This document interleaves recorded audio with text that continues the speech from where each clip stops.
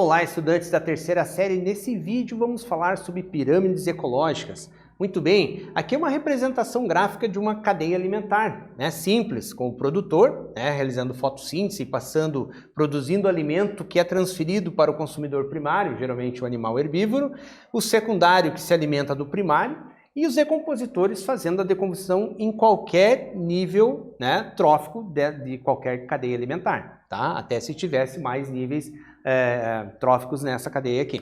Beleza, gente. O fluxo de energia é sempre unidirecional. Sempre ele vai do produtor para os consumidores, indo de nível para nível e vai diminuindo conforme vai passando. Diminui do consumidor primário para o secundário, do secundário para o terciário e assim vai indo, se perdendo essa energia.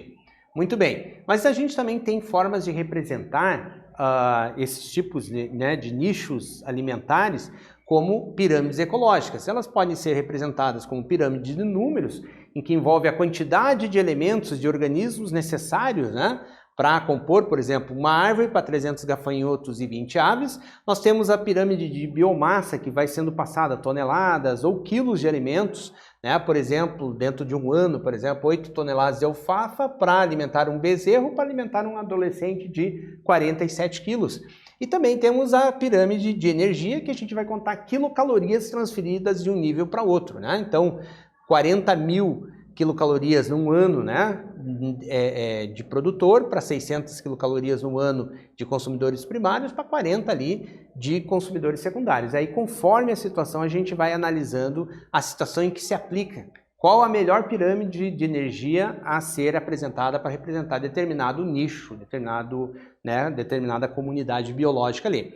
Então, nós temos aqui a representação da perda de energia de um nível para outro, no nível 1 perdendo para o nível 2, no nível 2 perdendo para o 3, e aí explicando como que acontece isso. Através da perda pelo suor, por fezes, pelos excretas de um modo geral, vai se perdendo essa energia, e o próximo nível já dispõe de menos quantidade, Aqui uma outra representação, falando que dois tipos desse, da numérica, da biomassa ou de energia, elas podem aparecer de maneira invertida também. Muito bem, então aqui nós temos uma pirâmide de energia, que a gente está falando de quilocalorias passadas de um nível para outro, das gramíneas passando para os gafanhotos e para os sapos, então essas quilocalorias diminuindo, ao longo de um ano ali, nessa passagem de um nível para outro, se perdendo, mas ela representa o quanto que é necessário, por exemplo, para alimentar qual a quantidade de gramíneas por ano para alimentar uma quantidade X de sapo nessa cadeia alimentar ali. A pirâmide numérica mostra quantos organismos são necessários por nível. Também isso aí pode variar e também é muito específica. Planta, gafanhoto, pardal e gavião, pode-se mudar ali os elementos dessa cadeia também. A pirâmide numérica também ela pode aparecer invertida, por exemplo, um IP para 700 lagartas e 20 bem-te-vi se alimentarem dessas 700 lagartas.